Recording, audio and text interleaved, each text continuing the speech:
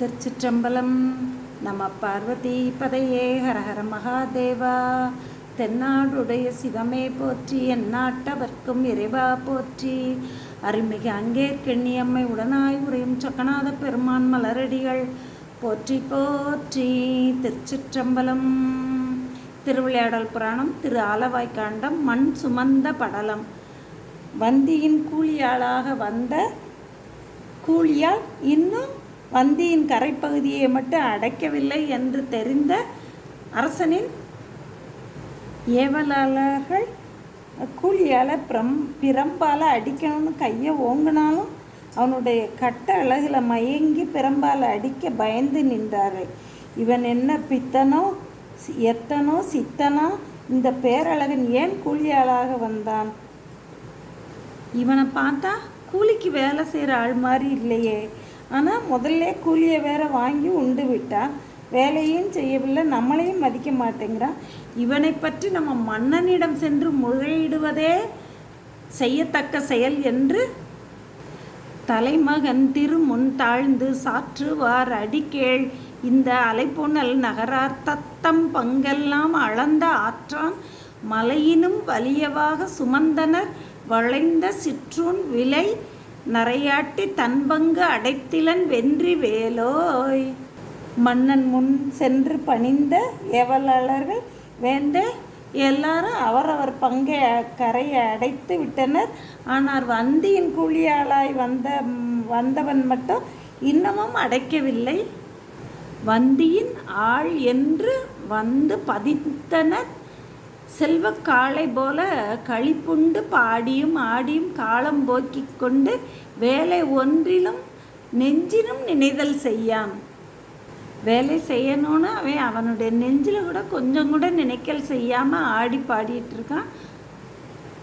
ஆண்டகை வனப்பை நோக்கி அடிக்கவும் கில்லோம் அஞ்சி ஈண்டி நேம் என்று கூற என்ன அமைச்சரோடும் பாண்டியன் எழுந்து நாம் போய் பங்கடைப்பட்ட எல்லாம் காண்டும் என்று எரிநீர் வையை குடிஞைய கரையை சார்ந்தார்.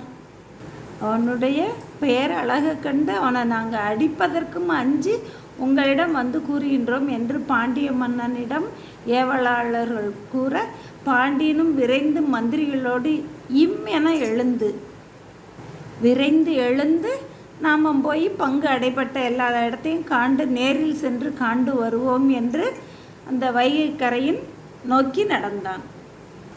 எடுத்த தின் கரைகள் எல்லாம் இறைமகன் உள்ளத்து ஓகை மடுத்தன நோக்கி செல்வான் வந்தி பங்கடைப்பாரின்றி அடுத்த நோன் கரையும் கல்லி அழித்தழு வெள்ள நோக்கி கடுத்து நின்று எங்கும் தான் இக்கரை சுமந்த அடைப்பான் என்றான். கரை சரியாக அடைக்கப்பட்டு உயர்ந்திருக்கிறதா என்று பார்த்து கொண்டே வந்த பாண்டிய மன்னன் மகிழ்ந்து அப்படி வரும்பொழுது வந்தியின் பங்கு அடைபடாமல் இருப்பதையும் அதனால் அது அடைத்த அடுத்த கரையையும் அந்த நீர் வெள்ளம் அடித்து கொண்டு செல்வதையும் கண்டு கடும் கோபம் கொண்டான். இக்கரையினை அடைப்பவன் எங்கு சென்றான் என்று வினவ, வள்ளல் தன் கோபம் கண்ட மாறு கோர் கையர் அஞ்சி தள்ளருஞ்சினத்தராகி தடக்கை தொட்டு ஈர்த்து பற்றி உள்ளொடு புறங்கீழ் மேலாய் உயிர்த்தொரும் ஒழித்து நின்ற கள்வனை இவன்தான் வந்தியாள் எனக் காட்டி நின்றார். நள்ளும் கீழுளும் மேலுளும் யாவுளும் எள்ளும் எண்ணெயும் போல் நின்ற எந்தை பெருமான் ஒவ்வொரு உயிர்கள் தோறும் ஒளிந்து நின்ற கள்வனை இவன்தான் வந்தியின் ஆள் என கையை பிடித்து இழுத்து கொண்டு வந்தனர் ஏவலாளர்கள். கண்டனன் கணன்று வேந்தன் கையில் பொற்பிரம்பு வாங்கி அண்டமும் அளவில்லாத உயிர்களும் ஆகமாக கொண்டவன் முதுகில் வீசி புடைத்தனன் கூடையோடு மண்தனை உடைப்பில் கொட்டி மறைந்தனன் நிறைந்த ஜோதி. கோபம் கொண்ட அரிமர்த்தன பாண்டியன் கையில் பொற்பிரம்பினை வாங்கி எல்லா உலகப் பொருள்களிலும் ஒன்றாய் வேறாய் கலந்து அவற்றை நிலைநிறுத்தியும் இயக்கியும் நிற்கும் பெருமான் எல்லா உலக உயிர்களிலும் ஒன்றாய் வேறாய் உடனாய் கலந்து நின்று அவற்றின் அறிவை விளக்கியும் பேரானந்தம் துய்க்கும்படியும் செய்யும் பெருமான் திருமேனி முதுகின்கண் வீசி அடித்தனன் பொற்பிரம்பால். எங்கும் நிறைந்த பேர் ஒளி பெருமான் ஒரு கூடையில் மண்ணை அந்த உடைப்பில் போட்டுவிட்டு எங்கும் நிறைந்த ஜோதி பெருமான் மறைந்து அருளினார்.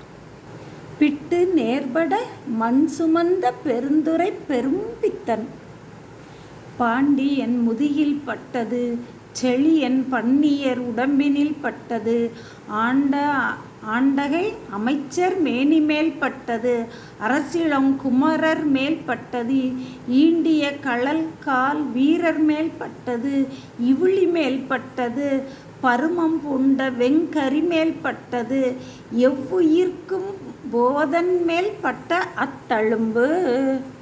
எல்லா உயிர்களுக்கும் அறிவுக்கு அறிவாய் உள்ள அவ்விறைவன் மேல் பட்ட அந்த பொன் அடித்தழும்பு பாண்டிய மன்னனின் முதுகில் பட்டது, அப்பாண்டியனின் மனைவியர்களின் உடல் மேல் பட்டது, அமைச்சர்கள் உடம்பின் மேல் பட்டது, அரசகுமரர் மேல் பட்டது, வீரக்கல்லை அணிந்திருக்கக்கூடிய வீரர்களுடைய மேல் பட்டது, குதிரைகள் மேல் பட்டது, சூரியன் சந்திரன் நவக்கிரகங்கள் கோள்கள் ஐம்பூதங்கள் தேவர்கள் அசுரர்கள் வானவர்கள் முனிவர்கள் வானவர் மனிதர் நரகர் புல் விலங்கு மாச்சுணம்னா பாம்பு சிதர்லெரும் பாதியான பல்சரமும் மலை மரம் கொடி புல் ஆதியாம் அசரமும் பட்ட சித்தும் அசித்துமாகிய இந்த பிரபஞ்சமெல்லாம் இறைவனது பெரும் வியாபகத்தன்மை இருப்பதால்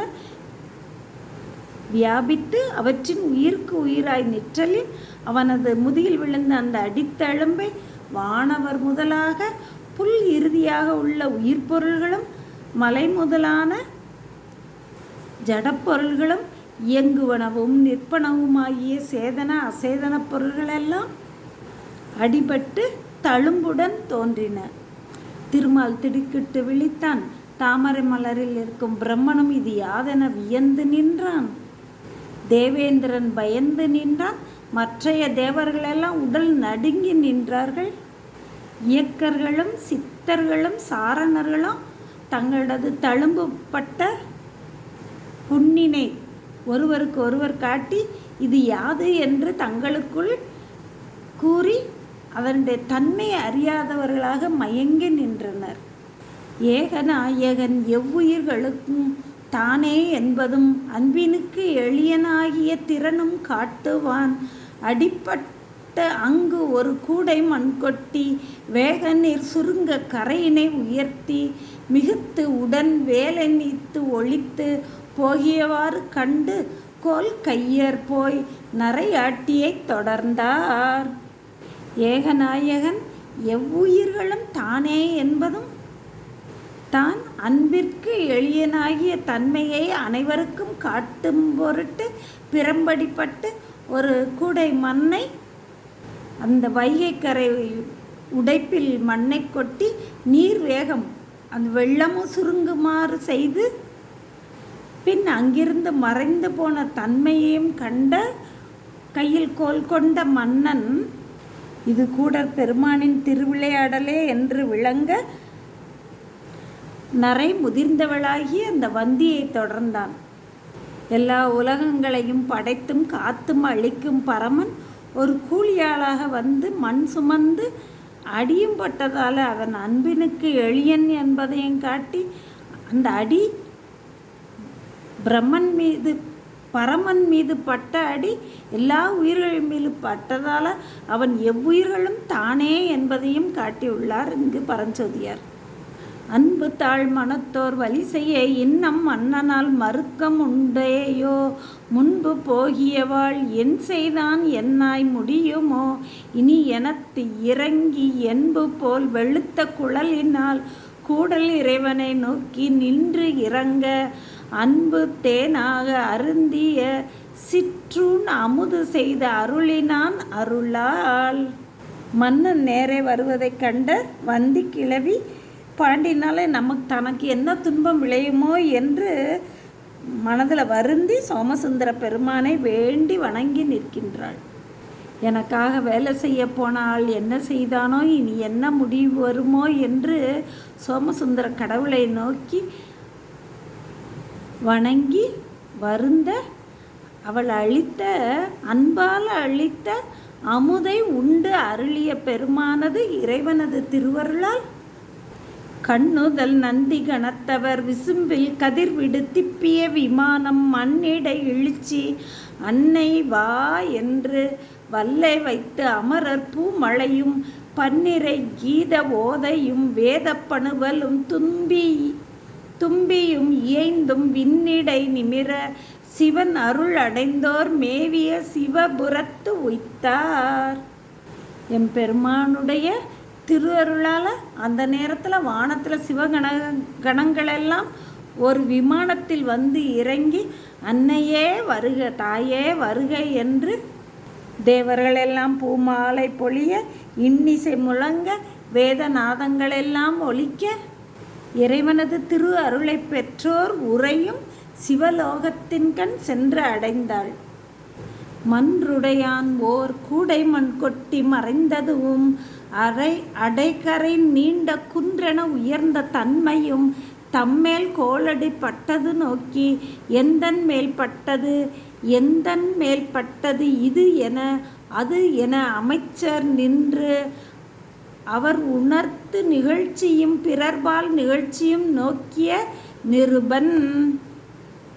சோமசுந்தர பெருமான் வந்தியின் பொருட்டு ஒரு கூலியாளாக வந்ததும் ஒரு கூடை மண்ணை கொட்டி மறைந்ததும் அந்த ஒரு கூடை மண்ணால் கரை அடைபட்டு அந்த கரையும் மலை போல் உயர்ந்து நின்றதும் தான் அடித்த அடி யாவர் மேலும் என்மேல் பட்டது என்று ஒருவருக்கொருவர் தெரிவிக்கின்ற அந்த நிகழ்ச்சியை கண்ட பாண்டிய மன்னன் உள்ளத்துள் ஆசங்கை பூண்டானாக மண் உடைப்பில் கொட்டி கள்ளத்தாராகி போனார் ககனத்தாராகி சேனை வெள்ளத்தார் பிறரும் கேட்ப மீனவர்க்கு உவகை வெள்ளம் கொள்ளத்தாம் அழைத்து ஆகாய வாணியால் கூறலுற்றார். நடந்த நிகழ்ச்சிகளையெல்லாம் கண்டு வியந்து நின்ற அரிமர்த்தன பாண்டியன் முன்னால் மண் சுமந்து கூலி கொண்டு அக்கோவால் மொத்துண்டு புண்பட்ட பொன்மேனிப்பிரான் இப்போ வானத்தில் நின்று அவனுக்கு அசிரியாக கூறுகின்றார். மரத்தாறு கடந்த செங்கோல் வழுதி நின் பொருள்களெல்லாம் அறத்தாற்றின் ஈட்டப்பட்ட அணை அவை புனிதமான திறத்தாலே நமக்கு நம்மை சேர்ந்தவர் தமக்கும் ஆர்வமுறத்தாவில்லாத ஊரன் உதவினான் ஆதலாலே மரநெறியை கடந்த செங்கலை உடைய பாண்டியனே, அறநெறியில் பொருள்களை ஈட்டிய பாண்டிய மன்னனே, உன்னுடைய பொருள்கள் அனைத்தும் அறநெறியிலே தேடப்பட்டன. அதனால் அந்த பொருள்களெல்லாம் நமக்கும் நம்மை சேர்ந்த அடியார்கட்கும் அன்பு பொருந்திய திருவாத ஊரான் உதவினான் கொடுத்தான். அதனால் அணையனை மறுக்கஞ் செய்தாய் அரும்பினை புலவு தீவாய் வன நரித்திரளை ஈட்டிவாம் பரியாக்கி தந்தேம் கனை இருள் கங்குள் போதில் கழிந்தன பின்னும் தண்ட வினையற்பால் விடுத்து துன்பம் இழைத்தனே அது பொறாதே. எமக்கும் எம் அடியார்களுக்கும் உதவிய திருவாத ஊரனுக்கு நீ துன்பம் செய்தது பொறாததால காட்டில் திரிந்த நரிகளையெல்லாம் குதிரையாக்கி கொடுத்தோம். அன்று இரவே அந்த குதிரைகளெல்லாம் அன்று இரவே நரிகளாகி ஓடிவிட்டன. மீண்டும் நீ அவனுக்கு துன்பம் கொடுத்ததால் அதை பொறுக்க மாட்டாதையாம். வரும் புனல் பெருக பார்த்தேன் வந்தி கைப்பிட்டு வாங்கி பருகி வந்து ஆளாய் மாறுபட்டன மண் கட்டு பொறுக்கரை உயரச் செய்து போகிய வண்ணை போல்வாள் பெருகிய இடும்பை தீர்த்து எம் பேருலகு அடையச் செய்தேன். திருவாத ஊரருக்கு நீ செய்த கொடுமைகளை பொறுக்க மாட்டாமல் வையையில் வெள்ளம் பெருகச் செய்தோம். வந்திக்கு கூலியாளாக வந்து பிட்டு உண்டு உம்மிடம் பிறம்படியும் பட்டோம். மண்ணை கொட்டி ஒரு கூடை மண்ணை போட்டு கரையையும் அடைத்து உயருமாறு செய்து அன்பில் உயர்ந்த தாய் போன்ற அந்த வந்தியின் துயரத்தை நீக்கி அவளை என்னுடைய பேர் உலகம் அடையுமாறு சிவபுரம் அடையுமாறு செய்தோம். இத்தனை எல்லாம் செய்தது இவன் பொருட்டு. இந்த வேத வித்தகன் தன்மை ஒன்றும் அறிந்திலை. வேட்கை எம்பால் வைத்து உனக்கு இம்மையோடு மறுமையும் தேடித்தந்த உத்தமன் தொடை சந்த ஆதி புறப்பற்றும் ஒழித்த நீரான். யாம் இவ்வளவும் செய்ததும் இந்த திருவாத ஊரான் பொருட்டே. எம்மிடம் விருப்பம் வைத்த வாத ஊரனை நீ சிறிதும் அறிந்தாயில்லை. உனக்கு இம்மை பயனையும் மறுமை பயனையும் தேடிக் கொடுத்த உத்தமன் நிறை உடை இவனை இச்சை வழியினால் நிறுத்தி யான்ற மறைவழி நின்று நீதி மன்னவர்க்கு அளந்த வாழ்நாள் குறைபடாது தானா செல்வ வாரியுள் குளித்து வாழ்கென்று இறையவன் மொழிந்த மாற்றம் இரு செவி நிரம்பத் தென்னன். திருவாத ஊராரை அவரது விருப்பத்தின்படியே நடக்குமாறு நீ விட்டுவிடுவாயாக. நீயும் சகல செல்வ யோகமிக்க பெருவாழ்வுடன் வாழ்ந்திருப்பாயாக என்று இறைவன் மொழிந்த மாற்றம் தன்னுடைய இரு செவிகளிலும் நிரம்ப கேட்டு நின்றான் பாண்டிய மன்னன். அச்சம் உற்று உவகை ஈர்ப்ப அதிசய வெள்ளம் தாழ்ந்து பொச்சமில் அன்பர் எங்கு உற்றார் என புகுந்து தேடி நச்சரவு அசைத்த கூடல் நாயகன் கோயில் நன்னி இச்சையில் இருக்கின்றாரை கண்டு போய் இறைஞ்சி வீழ்ந்தான். அச்சமும் உவகையும் அதிசயமும் என அழுந்து நின்ற பாண்டிய மன்னன் திருவாத ஊரார் எங்குற்றார் என்று தேடி சோமசுந்தர பெருமானது திருமுன்பு சிவ யோக நிலையில் மனம் ஒன்றி பெருமானோடு மனம் ஒன்றி நின்ற திருவாத ஊராரை கண்டு அவரது திருவடிகளில் வீழ்ந்து பணிந்து வணங்கினான் பாண்டிய மன்னன். திருச்சிற்றம்பலம்.